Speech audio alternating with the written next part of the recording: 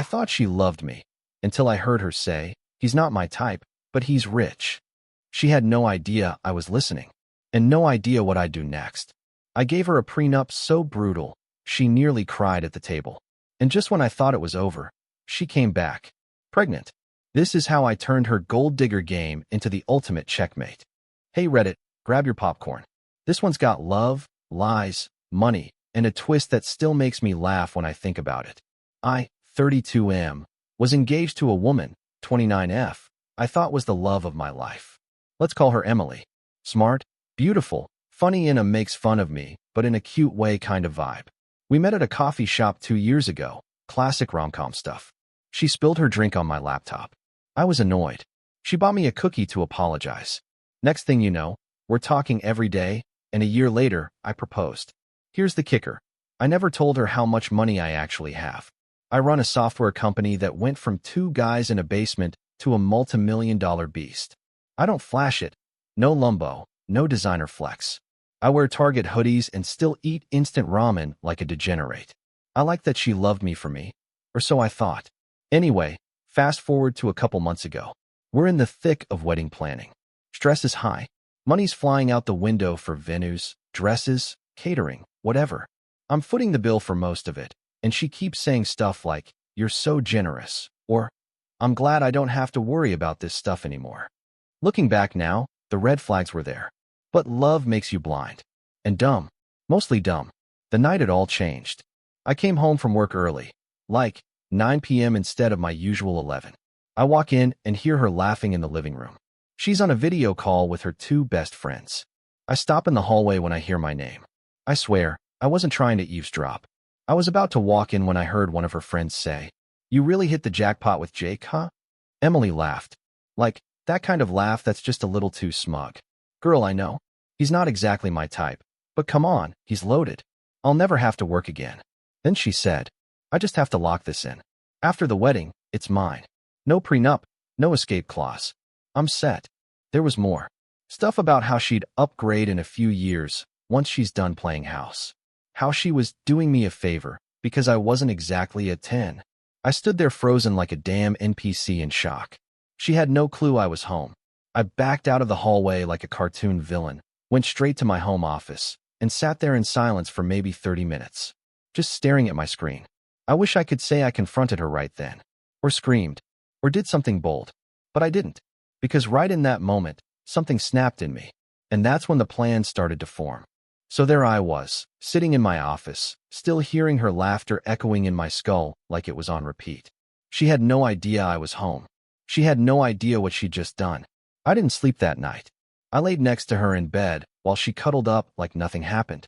She even kissed my shoulder and said, "You're so good to me." I stared at the ceiling and wondered how I missed it all. The next morning, I did what any emotionally repressed man with too much money and a sprinkle of unhinged pettiness would do. I made coffee, made her breakfast, kissed her on the forehead, and told her I loved her. Then I went straight to my lawyer. My lawyer, we'll call her Denise because she deserves credit, is a 50-something shark who's seen it all. I told her what happened, word for word, and even played the small voice recording I'd managed to catch when I hit record mid-call. Not great quality, but clear enough. She looked at me and said, "You want to blow this up or play it slow?" I asked what she meant. She sipped her coffee, leaned back like this was just another Tuesday, and said, "You can either end it now, go nuclear, and cut your losses, or you can make her sign something so brutal it'll make the devil blush." Guess which option I picked? Denise and I crafted the prenup like it was a goddamn battle plan. Clause 1. If she cheats, she gets nothing. Clause 2.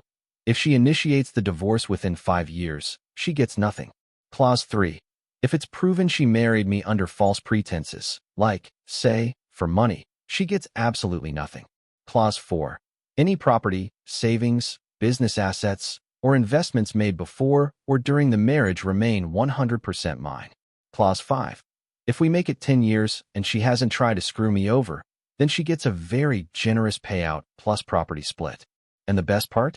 Clause 6. Signing this prenup is a non-negotiable condition of the wedding. No prenup equals no marriage. We even put in a hidden clause that voids the prenup if she signs it under duress, just to make it airtight. Denise called it malicious compliance with a smile. Now here's where it gets fun. Over the next few weeks, I acted like I was the happiest groom on earth. I booked us a weekend getaway to wine country. I let her pick centerpieces. I pretended to give a damn about linen textures. All the while, I'm setting up the prenup behind the scenes. My lawyer had it delivered in a beautiful leather folder with her name embossed on the front. Looked like a damn wedding album.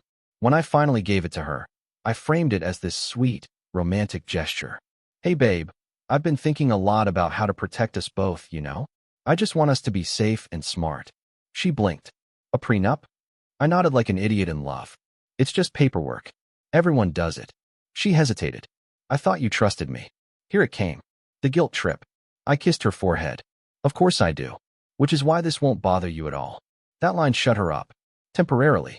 The next few days were a damn circus. She started getting snappy. Passive-aggressive comments.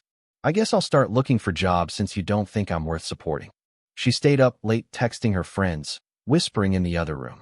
So, naturally, I installed a keystroke tracker and screen mirror software on her laptop. You can call me paranoid, but hey, if I'm going to war, I want intel. Turns out she was already talking to a divorce attorney. Not to sign the prenup, oh no, to ask how she could challenge it later. I even saw one message she sent to her best friend that said, if I play along for now, I can still walk away with something in a year. Y'all, I sipped my coffee reading that like I was watching a live finale of a Netflix thriller. But it wasn't time to pull the trigger yet. No, I had one more move to make before the final checkmate. All right, Reddit, it's time. Let me take you to the night when everything came crashing down in glorious, 4K, Dolby surround sound, Ultra HD chaos. So quick recap. My fiancée, Emily, thinks she's finessing me into a wealthy, prenup-free marriage. I find out via some delightfully incriminating eavesdropping. I play dumb. Give her a prenup dressed up in luxury leather binding. She pretends she's okay with it, but I catch her scheming through a screen monitoring app. She's plotting to sign and divorce later. Classic. Now, I could have stopped it all there. Confronted her. Ended the engagement. But no, I wanted everyone to see the truth. Especially the ones who thought I was lucky to have her. So I planned our engagement party. We held it at this fancy rooftop bar downtown. I rented the whole place. Rooftop lights, catered food, a jazz trio. I even hired a photographer. You know, the works. I wanted her to think I was still 100% in. Emily was glowing. She wore this champagne-colored dress, and all night she kept grabbing my arm and doing that fake couple laugh. You know the one. Like, look how perfect we are, aren't we so in love? That one. People were drinking, laughing, doing the whole "how did you two meet" routine.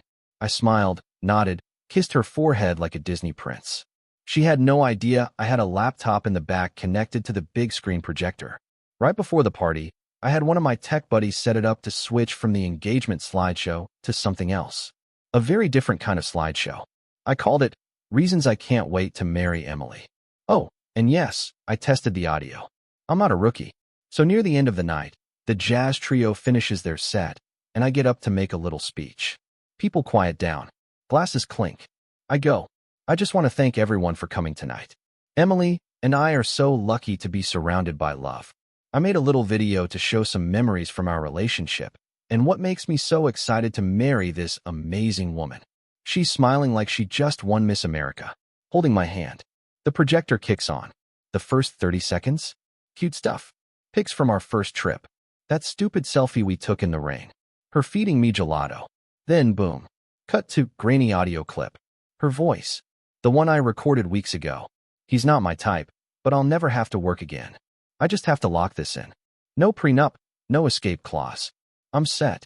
You could feel the mood shift like someone killed the music at a funeral. Gasps. Dead silence. Someone dropped a fork. Then the texts. Screenshots from her messages to her friends and the lawyer. Big bold text at the top. After the wedding, I'll divorce in a year and still get a bag. Yeah, that was on a 30-foot projector screen. In front of both our families, all our friends, her coworkers, my coworkers. Hell, even the photographer froze. I looked at her. She wasn't smiling anymore. Her mouth was open, like she was buffering. She tried to stand up, stammering some "this is taken out of context" nonsense. I calmly picked up the prenup folder and placed it in front of her on the table. You still want to sign this, sweetheart? Just for the memories? She burst into tears and ran out. I let her go. No chase. No drama. Just a soft jazz tune still playing in the background like it was all part of the show. Someone in the back actually clapped. I'm not even kidding. After that, her parents apologized to me. I shrugged. My buddies bought me drinks all night. I got texts from 3 of her bridesmaids saying, I always thought something was off about her.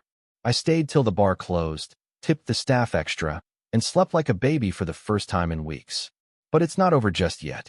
Because the next morning, I got a call from her lawyer. So after I nuked my engagement party with a well-timed, here's why she's only marrying me for money, PowerPoint presentation, you'd think it would be over, right? Wrong. Because some people, especially gold diggers with bruised egos, don't know when to quit. The next morning, I woke up to 47 unread messages. Most were friends saying, bro, holy SHD, asterisk, or are you okay? I was. Very okay. But one message was from an unknown number. Then a voicemail. Then another call. It was her lawyer. A man who sounded like he either just got pulled into a drama he did not sign up for, or was trying really hard not to laugh. He introduced himself and said, I'm representing Emily regarding your upcoming marriage and the events that took place at the engagement party. I cut him off politely and said, there won't be a marriage. You're a little late for that. There was a pause. He cleared his throat and said, she still intends to sign the prenup, and she hopes you'll reconsider. I nearly dropped my coffee. She still wanted to marry me. After all that, after getting exposed in 4K, after everyone in her life heard her call me a walking retirement plan, I actually laughed, like out loud. The lawyer was silent for a second, and then quietly said, for what it's worth, I advised her against making this call. Now let's be clear, I wasn't about to jump back into Shark Tank, but I was curious. So I agreed to meet her for coffee. In a public place. Middle of the day. No drama. And oh boy, it was pure comedy.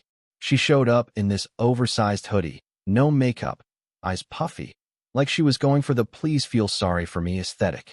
She started with a speech about how she panicked and didn't really mean what she said and was just trying to impress her friends.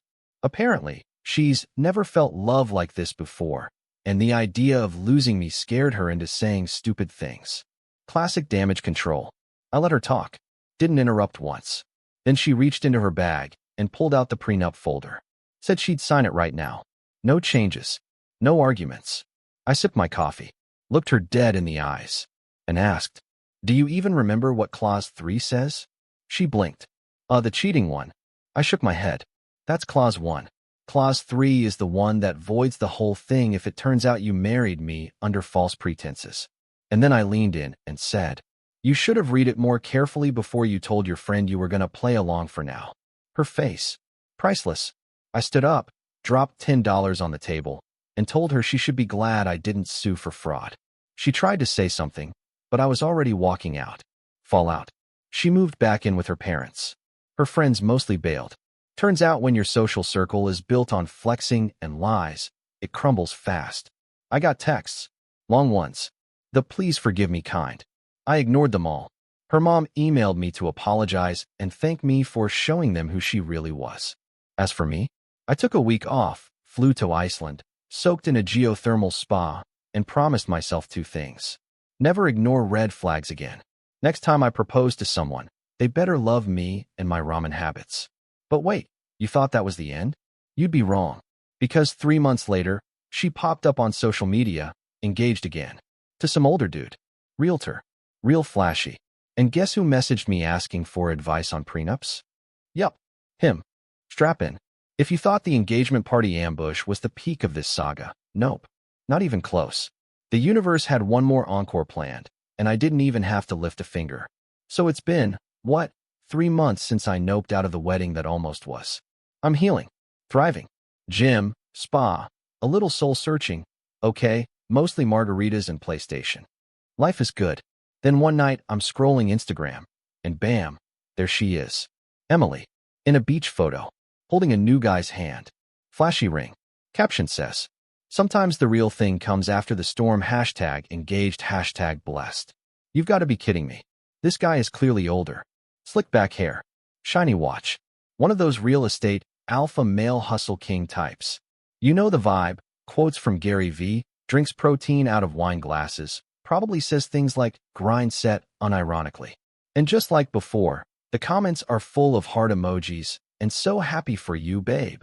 Messages from girls who definitely watched me roast her on a projector screen. But here's where it gets insane. 2 weeks later, I get a message from a blue checkmark account. Let's call him Todd. Real name wasn't Todd, but it absolutely felt like a Todd. The message: Hey Jake, I hope this isn't too weird. Emily mentioned you once or twice. Said you two were engaged at one point. I heard you're good with prenups. I was wondering if you'd be open to giving me some advice. Saturday. Back. In. All. The man was literally asking me how to protect himself from the woman who tried to trap me. So what did I do? Well, I did what any emotionally damaged but morally flexible man would do. I invited him to lunch. We met at this rooftop spot. Nice place, killer sushi. Todd showed up in a blazer with no undershirt. That kind of guy. I almost bailed just based on that fashion crime, but I stayed curious. He talked fast. Too fast. Nervous energy. Emily's amazing, man. But, like, her last relationship ended messy. I know there was some kind of misunderstanding. She says you got paranoid. Misunderstanding. Wow. I just nodded. Let him talk. He eventually said the quiet part out loud. Look, I love her. I really do. But some of my friends are telling me I should be careful. Like, legally. I asked him point blank. Do you think she'd still love you if you lost your money tomorrow? He didn't answer right away. That told me everything I needed to know. So I leaned in and said, I'll help you draft the prenup. But not just any prenup. One that's damn near elegant. Simple, strong, and quiet. And I did. I pulled out the same framework Denise and I wrote for mine. We adjusted it for Todd's situation, different income streams, different assets, but kept the spirit. No payout if divorced in under 5 years. No alimony if infidelity is involved. Proof of financial motives equals complete void. Independent legal counsel must review before signing. And then we added Clause 7, just for fun. In the event of a publicly documented attempt to defraud a previous fiancé, all financial obligations become null. I told him, if she tries anything shady, this clause lets you walk clean. He was impressed. Kept saying how professional I was. I just smiled. Wished him luck. A week later, he messaged me again. Hey, she freaked out when she saw the prenup. Cried for like an hour. Said it means I don't trust her. I asked if she signed it. He said, not yet. But I told her it's a deal breaker. We'll see. Oh, you'll see, all right. Couple weeks later. Her Instagram goes dark. No more #fiance goals. No more beach photos. Ring's gone. And then, Todd posts a story with the caption, dodged a bullet. Guess he finally saw what I saw. So yeah, she tried it again. Got outplayed again. And this time, I didn't even have to lift a finger. I just gave the next guy the manual and let the universe do its thing. Justice doesn't always come in the form of revenge. Sometimes, it comes in the form of a nicely formatted PDF and a signature in blue ink. The prenup. The PowerPoint of doom. The fake, I've changed coffee date. The part where I helped her new fiancé dodge the same bullet I took to the chest. You'd think by now the credits would roll. Fade to black. End scene. But no. Because this story had one more twist so ridiculous that if I hadn't lived it myself, I'd call it fake. It was a rainy Thursday afternoon. I'm in sweatpants, eating leftover pad thai, mid-binge of some trash true crime doc, when I hear a knock at my door. Now, I live in a secure building. You don't just show up at my place unless I buzzed you in. You've scaled a wall like a raccoon with bad boundaries. So I open the door, and there she is. Emily. Soaking wet. No umbrella. Hair a mess. Makeup smudged. And most notably, very, very pregnant. For a second, I didn't say anything. I just stared. Like when you see someone from high school in public and pretend you didn't. Then she whispers, "Can I come in?" Now, was I tempted to slam the door and say, "Lose my number?" Yes. Did I also have the morbid curiosity of a raccoon looking into a blender? Also yes. So I let her in. She sat on my couch like it was still hers. Looked around like she expected it to be the same. But the whole place had changed. New couch. New rug. New life. No trace of her. We sit. Awkward silence. The only sound is her wet shoes on my hardwood floors. Then she says it. "It's yours." I blink. "The baby?" She nods. Hand on stomach. Classic move. At this point, Reddit, I am calculating every single possible timeline in my head like Doctor Strange. Let's review. We broke up about 3 months ago. She got engaged to Todd less than a month later. Now she's what? 7 months pregnant? Quick math, Einstein. That baby's not mine. So I asked deadpan. You're 7 months in. We broke up 4 months ago. Want to try that again? She pauses, freezes, then cracks. Okay, fine. It's not yours. Boom. I knew it. But wait, why lie? Why show up at all? She says. I didn't know where else to go. Todd kicked me out.